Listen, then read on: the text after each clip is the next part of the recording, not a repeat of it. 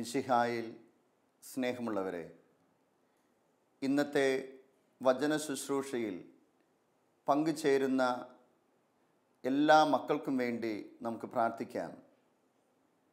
ഈശോയുടെ ഹൃദയത്തിലേക്ക് ഓരോരുത്തരെയും സമർപ്പിക്കാം. പരിശുദ്ധ അമ്മയുടെ പ്രത്യേകമായിട്ടുള്ള മധ്യസ്ഥവും സഹായവും ഓരോ മക്കൾക്കും ഉണ്ടാകട്ടെ. പരിശുദ്ധ അമ്മയോട് ചേർന്ന് നമുക്കും പ്രാർത്ഥിക്കാം. നന്മ നിറഞ്ഞ മറിയമേ സ്വസ്തി, കർത്താവ് അങ്ങയുടെ കൂടെ സ്ത്രീകളിൽ അങ്ങ് അനുഗ്രഹിക്കപ്പെട്ടവളാകുന്നു. അങ്ങയുടെ ഉദരത്തിൻ്റെ ഫലമായ ഈശോ അനുഗ്രഹിക്കപ്പെട്ടവനാകുന്നു. പരിശുദ്ധ മറിയമേ തമ്പുരാൻ്റെ അമ്മേ, പാപികളായ ഞങ്ങൾക്ക് വേണ്ടി ഇപ്പോഴും ഞങ്ങളുടെ മരണസമയത്തും തമ്പുരാനോട് അപേക്ഷിച്ചു കൊള്ളണമേ. ആമേൻ. ഇന്നത്തെ വചന ശുശ്രൂഷ സമയത്ത് നമ്മൾ ചിന്തിക്കുകയും ധ്യാനിക്കുകയും ചെയ്യുന്നത് യേശുവിൻ്റെ നിശബ്ദതയെക്കുറിച്ചാണ്. പല സമയങ്ങളിലും സാഹചര്യങ്ങളിലും നിശബ്ദനാകുന്ന യേശുവിനെ നമ്മൾ കണ്ടുമുട്ടുന്നു.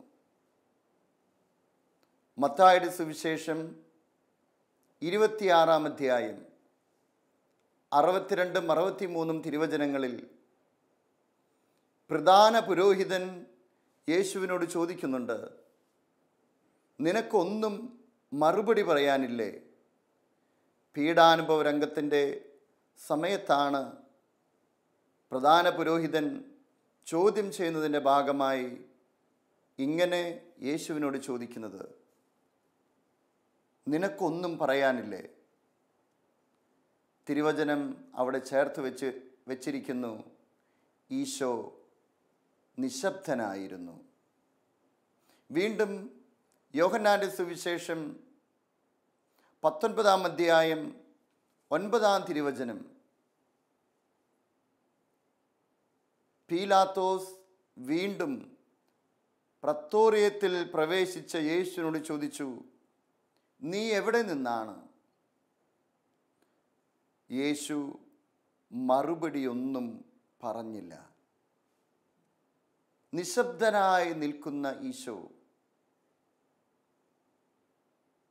പ്രത്യേകമായി ഇവിടുത്തെ സാഹചര്യം എന്ന് പറയുന്നത് സഹനങ്ങളുടെ താഴ്വരയിൽ കൂടെയാണ് ഈശോ കടന്നു പോകുന്നത്. ഏറ്റവും അതിക്രൂരമായ സഹനങ്ങളിലൂടെ കടന്നു പോകുമ്പോഴും അവൻ നിശബ്ദനായി നിൽക്കുന്നത് നമ്മൾ തിരിച്ചറിയുന്നു. ഗ്രീക്ക് ഭാഷയിൽ നിശബ്ദനായി ഈശോ നിൽക്കുന്നതിനെ കുറിച്ചുള്ള വാക്ക് എസിയോപ്പ എന്നുള്ള വാക്കാണ്. ആ വാക്കിൻ്റെ അർത്ഥം അവൻ സമാധാനത്തിൽ നിലനിന്നു എന്നുള്ളതാണ്. യേശു സമാധാനത്തിൽ നിലനിന്നു. മനുഷ്യന് പല രീതിയിൽ പല സാഹചര്യങ്ങളിൽ പ്രകോപനമുണ്ടാകുന്ന അവസരങ്ങളുണ്ടാകാം. പക്ഷേ സമാധാനത്തിൽ നിലനിൽക്കുക എന്നുള്ളത് വലിയ കൃപയാണ്. ചിലപ്പോൾ നിശബ്ദമാകുക സ്നേഹമുള്ള സാഹചര്യങ്ങളിൽ സ്നേഹിതർ തമ്മിൽ ഒരു നിശബ്ദതയുടെ നിമിഷങ്ങളുണ്ടാകാം. ചിലപ്പോൾ പലതരത്തിലുള്ള വികാരങ്ങൾ വരുമ്പോൾ, വേദന വരുമ്പോൾ, സന്തോഷം വരുമ്പോൾ നിശബ്ദരാകുന്ന വ്യക്തികളെ നമുക്ക് കാണാനായിട്ട് സാധിക്കും. ചിലപ്പോൾ വെറുപ്പ്, വിദ്വേഷം, അങ്ങനെയുള്ള നിഷേധാത്മകമായ വികാരങ്ങൾക്ക് അടിമകളായിരിക്കുമ്പോഴും നിശബ്ദരാകുന്ന വ്യക്തികളെ നമുക്ക് കാണാനായിട്ട് സാധിക്കും. പക്ഷേ ഈശോ ഇവിടെ നിശബ്ദനാകുന്നത് നിഷേധാത്മകമായ ഒരു പ്രകടനമല്ല, മറിച്ച് തൻ്റെ തന്നെ സമാധാനം നിലനിർത്തുന്നതിൻ്റെ പ്രതീകമായിട്ടാണ് ഈശോ അവിടെ നിശബ്ദനായി തീർന്നത് എന്ന് നമുക്ക് മനസ്സിലാക്കാനായിട്ട് സാധിക്കും. യേശുവിൻ്റെ ശുശ്രൂഷ ജീവിതകാലത്തുടനീളം, യേശുവിൻ്റെ ജീവിതത്തിൽ ഉടനീളം ഈ നിശബ്ദതയുടെ നിമിഷങ്ങൾ നമുക്ക് കണ്ടുമുട്ടുവാനായിട്ട് സാധിക്കും. പ്രത്യേകമായി അവൻ ഓരോ വ്യക്തികളെയും പ്രത്യേകമായിട്ട് അനുഗ്രഹിക്കുമ്പോൾ, ചില സമയങ്ങളിൽ അത്ഭുതങ്ങൾ ചെയ്യുമ്പോൾ ഈ കാര്യത്തെക്കുറിച്ച് നിങ്ങൾ നിശബ്ദരായിരിക്കണമെന്ന് പ്രത്യേകമായിട്ട് നിർദ്ദേശം കൊടുക്കുന്നത് നമുക്ക് കാണാനായിട്ട് സാധിക്കും. താബോർ മലയിൽ വെച്ച് ഈശോ രൂപാന്തരപ്പെട്ട് കഴിഞ്ഞ് ഒരു ദൈവിക അനുഭവത്തിലായിരുന്ന് തിരിച്ചു നടക്കുമ്പോൾ ഇതാരോടും പറയരുത് എന്ന് ശിഷ്യന്മാരെ ഓർമ്മിപ്പിക്കുന്ന ഈശോയെ നമുക്ക് കാണാൻ സാധിക്കും. യോഹന്നാന്റെ സുവിശേഷം 13-ാം അധ്യായം 21-22 തിരുവചനങ്ങൾ, യേശുവിൻ്റെ അന്ത്യ അത്താഴ വേളയുടെ സമയത്ത് ഇതാ എന്നെ ഒരുവൻ ഒറ്റിക്കൊടുക്കും എന്നുള്ള സൂചന നൽകിക്കൊണ്ട് ഈശോ സംസാരിക്കുന്നു. അത് ആരാണെന്ന് ചോദിച്ചറിയാൻ പത്രോസ് യേശുവിൻ്റെ വക്ഷത്തിലേക്ക് ചാരിക്കിടന്നിരുന്ന യോഹന്നാനോട് ആംഗ്യം കാണിച്ച് ചോദിക്കുന്നു. പക്ഷേ ഈശോ യൂദാസിനെ മാനിക്കുന്നത് കൊണ്ടും അവൻ്റെ വ്യക്തിത്വത്തെ ബഹുമാനിക്കുന്നത് കൊണ്ടും നിശബ്ദനാകുന്ന ഈശോയെ നമുക്ക് കണ്ടുമുട്ടുവാനായിട്ട് സാധിക്കുന്നു. വീണ്ടും കുറ്റാരോപണങ്ങൾ ഉണ്ടാകുമ്പോൾ, തനിക്കെതിരെ കള്ളസാക്ഷ്യങ്ങൾ കൊണ്ടുവരുമ്പോൾ നിശബ്ദനാകുന്ന ഈശോയെ നമുക്ക് പ്രത്യേകമായിട്ട് കണ്ടുമുട്ടാനായിട്ട് സാധിക്കും. യേശുവിൻ്റെ പരസ്യ ശുശ്രൂഷയുടെ ആരംഭം തന്നെ വലിയ നിശബ്ദതയിൽ നിന്നാണ് അത് ആരംഭിച്ചത്. മത്തായിയുടെ സുവിശേഷം 4-ാം അധ്യായം 1-2 തിരുവചനങ്ങളിലെ ഇങ്ങനെയാണ് സൂചന നൽകുന്നത്. ആത്മാവ് അവനെ മരുഭൂമിയിലേക്ക് നയിച്ചു. നിശബ്ദതയുടെ നാളുകളിൽ തൻ്റെ ജീവിതത്തെ മുഴുവൻ രൂപപ്പെടുത്തുകയും ക്രമപ്പെടുത്തുകയും ചെയ്യുന്ന ഈശോ, അതുകൊണ്ട് പ്രത്യേക സാഹചര്യങ്ങൾ ഉണ്ടാകുമ്പോൾ അവൻ്റെ സമാധാനത്തിൽ നിലനിന്നതായി നമ്മൾ തിരുവചനങ്ങളിലൂടെ തിരിച്ചറിയുന്നു. തൻ്റെ പ്രസിദ്ധിയിൽ മറ്റുള്ളവരെല്ലാവരും താൻ ചെയ്യുന്ന അത്ഭുതങ്ങളും അടയാളങ്ങളും കണ്ട് അവൻ്റെ പിന്നാലെ വരുമ്പോൾ അവൻ നിശബ്ദതയിലേക്ക് പിൻവാങ്ങുന്നതായി, പ്രാർത്ഥനയിലേക്ക് പിൻവാങ്ങുന്നതായി നമ്മൾ കാണുന്നുണ്ട്. സ്നാപ യോഹന്നാൻ കൊല ചെയ്യപ്പെട്ടപ്പോൾ ആ വാർത്തയറിഞ്ഞ് നിശബ്ദനാകുന്ന ഈശോയെ നമ്മൾ മത്തായിയുടെ സുവിശേഷം 14-ാം അധ്യായം 10 മുതലുള്ള തിരുവചനങ്ങളിൽ കാണുന്നു. തനിക്ക് മുന്നോടിയായവൻ മരിച്ചു എന്നറിഞ്ഞപ്പോൾ നിശബ്ദനാകുന്ന ഈശോ. വീണ്ടും നിശബ്ദതയുടെ പാരമ്യം നമുക്ക് കാണാനായിട്ട് സാധിക്കുക ഗത്സമനിയിലാണ്. ഗത്സമനിയിൽ തൻ്റെ പ്രിയപ്പെട്ട ശിഷ്യന്മാരെ ഒരു കല്ലേറ് ദൂരം മാറ്റി നിർത്തിക്കൊണ്ട് പിതാവിനോട് പ്രാർത്ഥനയിൽ മുഴുകുന്ന ഈശോയെ കാണുന്നു. സുവിശേഷങ്ങൾ പഠിക്കുമ്പോൾ നമ്മൾ ഒരു കാര്യം മനസ്സിലാക്കുന്നു. ഗത്സമനിയിൽ വെച്ച് ഈശോ തൻ്റെ തീരുമാനം വളരെ വ്യക്തമായി എടുക്കുന്ന ആ നിമിഷം മുതൽ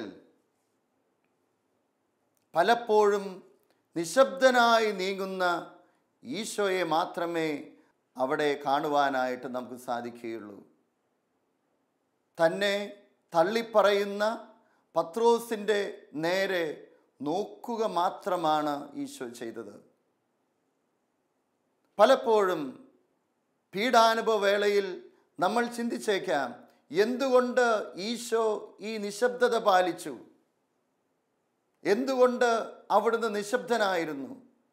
ഈശോ സംസാരിക്കുന്ന ചില സാഹചര്യങ്ങളും സന്ദർഭങ്ങളും നമുക്ക് കാണാനായിട്ട് സാധിക്കും.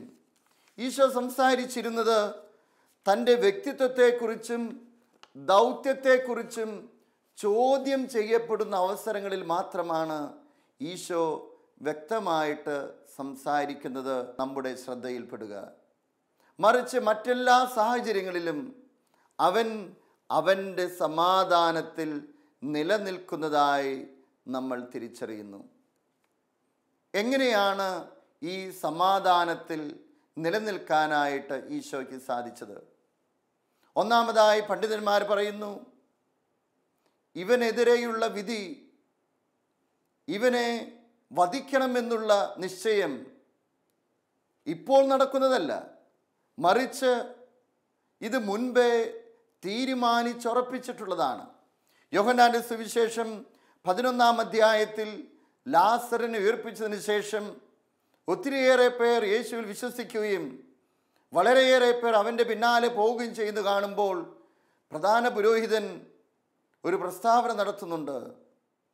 ജനങ്ങൾക്ക് വേണ്ടി ഒരു മനുഷ്യൻ കൊല്ലപ്പെടുന്നത് ഉചിതമായിരിക്കുമെന്നുള്ളൊരു പ്രസ്താവന. യേശു ഏത് രീതിയിൽ വധിക്കപ്പെടണമെന്ന് മുൻകൂട്ടി പ്ലാൻ ചെയ്ത് ആയിരിക്കുന്ന അവസരത്തിൽ ഈശോയ്ക്ക് ദൈവത്തിൻ്റെ ഹിതം നിറവേറ്റാനുള്ളത് കൊണ്ട് ഈശോ നിശബ്ദനാവുകയാണ്. എപ്പോഴും ഈശോ അന്വേഷിച്ചു കൊണ്ടിരുന്നത് പിതാവായ ദൈവത്തിൻ്റെ ഹിതം മാത്രമായതുകൊണ്ട് ഇത് ദൈവത്തിൻ്റെ ഹിതമാണെന്നും ആ ഹിതത്തിന് താൻ കീഴ്വഴങ്ങണമെന്നുള്ള വലിയ ബോധ്യം ഉള്ളിൽ നിറഞ്ഞു നിൽക്കുമ്പോൾ ഈശോ നിശബ്ദനായി നിൽക്കുന്നത് നമുക്ക് കാണാൻ സാധിക്കും. അവൻ അവൻ്റെ സമാധാനത്തിൽ നിലനിന്നു. അവൻ്റെ സമാധാനത്തിൽ നിലനിന്നു. ദൈവപരിപാലനയുടെ ഒരു രഹസ്യാത്മകതയുടെ പ്രകാശനമായി ഈ നിശബ്ദതയെ കാണുവാനായിട്ട് നമുക്ക് സാധിക്കും. ദൈവത്തിൻ്റെ പരിപാലന കരങ്ങൾ അവിടെയുണ്ട്. പ്രത്യക്ഷത്തിൽ നോക്കിക്കഴിഞ്ഞാൽ പലതിനും ഉത്തരം പറയുവാനും എതിർക്കാനും സാധിക്കുമായിരുന്നിട്ടും ഇത് ദൈവത്തിൻ്റെ പദ്ധതിയുടെ ഭാഗമാണെന്ന് തിരിച്ചറിഞ്ഞ് നിശബ്ദതയിൽ ആയിരിക്കുന്ന ഈശോയെ നമ്മൾ അവിടെ കണ്ടുമുട്ടുന്നു. ദൈവപരിപാലനയ്ക്ക് തന്നെ വിട്ടുകൊടുക്കുന്ന ഈശോയെ നമ്മൾ തിരിച്ചറിയുന്നു. യേശുവിൻ്റെ സ്വഭാവം തന്നെ നിശബ്ദതയുടെ ഒരു സ്വഭാവമായി സുവിശേഷം എടുത്തു കാണിക്കുന്നുണ്ട്. മത്തായിയുടെ സുവിശേഷം 12-ാം അധ്യായം 19-ാം തിരുവചനം അവിടെ പറയുന്നത് ഇപ്രകാരമാണ്: അവൻ തർക്കിക്കുകയോ ബഹളം കൂട്ടുകയോ ഇല്ല, തെരുവീഥികളിൽ അവൻ്റെ ശബ്ദം ആരും കേൾക്കുകയില്ല, നീതിയെ വിജയത്തിലെത്തിക്കുന്നതുവരെ അവൻ ചതഞ്ഞ ഞാങ്ങണ ഒടിക്കുകയില്ല, പുകഞ്ഞ തിരി കെടുത്തുകയുമില്ല. സാധാരണ മനുഷ്യരുടെ സ്വഭാവം, നമ്മുടെ സ്വഭാവം മറ്റുള്ളവരെ ഒടിക്കാനും തകർക്കാനുമുള്ള ഒരു ചിന്തയാണ്. ഞാങ്ങണ അതിനാൽ തന്നെ വളരെ ബലം കുറഞ്ഞതാണ്. അത് ചതഞ്ഞിരിക്കുന്നുവെങ്കിൽ ഒടിച്ചു കളയാമെന്നുള്ളൊരു ചിന്തയായിരിക്കും നമുക്കുണ്ടാവുക. പക്ഷേ അവൻ ആ ഞാങ്ങണയെ പോലും വെച്ചുകിട്ടി ബലപ്പെടുത്തുന്നവനാണ്. പുകഞ്ഞ് ദുർഗന്ധമായിരിക്കുന്ന ഒരു തിരിയെ നമ്മൾ മനസ്സിൽ കാണുക. നമ്മുടെ ചിന്ത അതെങ്ങനെയെങ്കിലും കെടുത്തിക്കളയണം, ദുർഗന്ധം പരത്തുന്നു എന്നുള്ളതായിരിക്കാം. പക്ഷേ അവൻ്റെ സ്വഭാവം ആ തിരിയെ കൂടുതൽ പ്രകാശിപ്പിക്കുക എന്നുള്ളതാണ്. യേശുവിൻ്റെ സ്വഭാവം തന്നെ ബഹളം കൂട്ടുന്ന സ്വഭാവമല്ല, തർക്കിക്കുന്ന സ്വഭാവമല്ല. തെരുവീഥിയിൽ അവൻ്റെ സ്വരം ആരും കേൾക്കുകയില്ല. യെശയ്യാ പ്രവാചകൻ പദാനുപദമായി യേശുവിൻ്റെ പീഡാസഹനങ്ങളെക്കുറിച്ച് മുൻകൂട്ടി അറിയിച്ചിരിക്കുന്നത് യെശയ്യായുടെ പുസ്തകം 53-ാം അധ്യായത്തിൽ നമ്മൾ വായിക്കുന്നുണ്ട്. അവൻ ഏത് വിധേനയാണ് പ്രതികരിക്കുക എന്നുള്ളത്. ഏത് വിധേനയാണ് പ്രതികരിക്കുക എന്ന് 53-ാം അധ്യായം യെശയ്യായുടെ പുസ്തകം 7-ാം തിരുവചനം. അവൻ മർദ്ദിക്കപ്പെടുകയും പീഡിപ്പിക്കപ്പെടുകയും ചെയ്തു, എങ്കിലും അവൻ ഉരിയാടിയില്ല. അവൻ അവൻ്റെ സമാധാനത്തിൽ നിലനിന്നു. അവന് മർദ്ദനമേൽക്കുകയായിരുന്നു, പീഡനങ്ങൾ വളരെ സഹിക്കേണ്ടതായി വന്നു. എങ്കിലും ഈശോ അവൻ്റെ സമാധാനത്തിൽ നിലനിന്നു എന്ന് യെശയ്യാ പ്രവാചകൻ മുൻകൂട്ടി സൂചിപ്പിക്കുന്ന നമുക്ക് കാണാൻ സാധിക്കും. വീണ്ടും യെശയ്യാ പ്രവാചകൻ പറയുന്നത് ഇപ്രകാരമാണ്: കൊല്ലാൻ കൊണ്ടുപോകുന്ന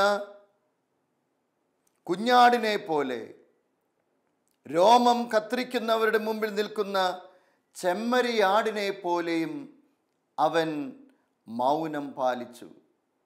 കൊല്ലാൻ കൊണ്ടുപോകുന്ന കുഞ്ഞാടിനെ പോലും രോമം കത്തിരിക്കുന്നവരുടെ മുമ്പിൽ നിൽക്കുന്ന ചെമ്മരിയാടിനെ പോലെയും അവൻ മൗനം പാലിച്ചു. അവൻ അവൻ്റെ സമാധാനത്തിൽ നിലനിന്നു.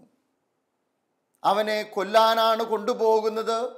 താൻ വധിക്കപ്പെടുമെന്നറിഞ്ഞിട്ടും അതിനെയൊക്കെ മുൻകൂട്ടി സ്വീകരിച്ചുകൊണ്ട് വലിയ സമാധാനത്തിൽ നിൽക്കുന്ന ഈശോയെ നമുക്ക് കാണാനായിട്ട് സാധിക്കും.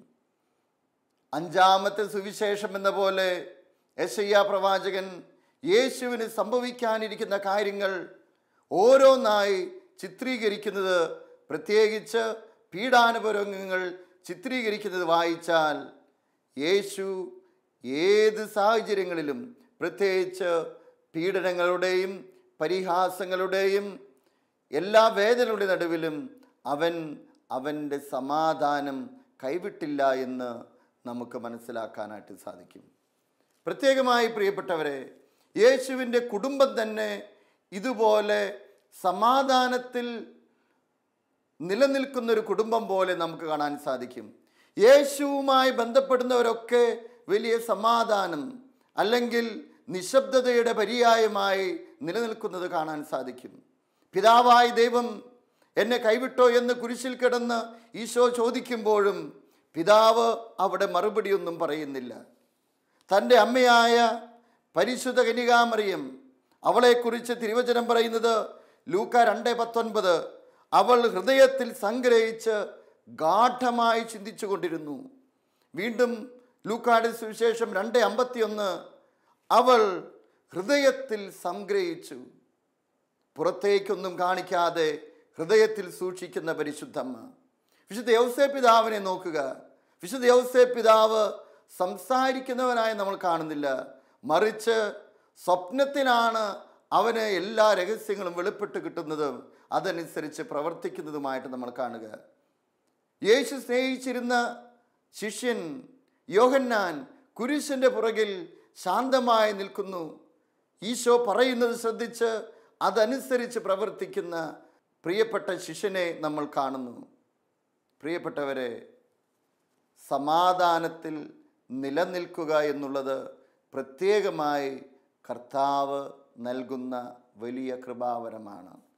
ഏത് സാഹചര്യങ്ങളിലും, ചിലപ്പോൾ സഹനത്തിൻ്റേതായിരിക്കാം, ചിലപ്പോൾ ദുഃഖത്തിൻ്റേതായിരിക്കാം, കുറ്റം ആരോപിക്കുന്നതിൻ്റേതായിരിക്കാം, മറ്റുള്ളവർ നമ്മെ തള്ളിപ്പറയുന്നതിൻ്റേതായിരിക്കാം, മറ്റുള്ളവർ നമ്മെ ഒറ്റിക്കൊടുക്കുന്നതിൻ്റേതായിരിക്കാം. ഇവിടെയൊക്കെ നമ്മുടെ മാതൃക ഈശോ മാത്രമാണ്. ഏത് സാഹചര്യങ്ങളിലും നിശബ്ദതയോടെ സമാധാനത്തിൽ നിലനിൽക്കുക. നമുക്ക് കർത്താവിനോട് പ്രാർത്ഥിക്കാം. കാരുണ്യവാനായ കർത്താവേ, ഞങ്ങൾ ഈ സമയം തീഷ്ണതയോടെ പ്രാർത്ഥിക്കുന്നു.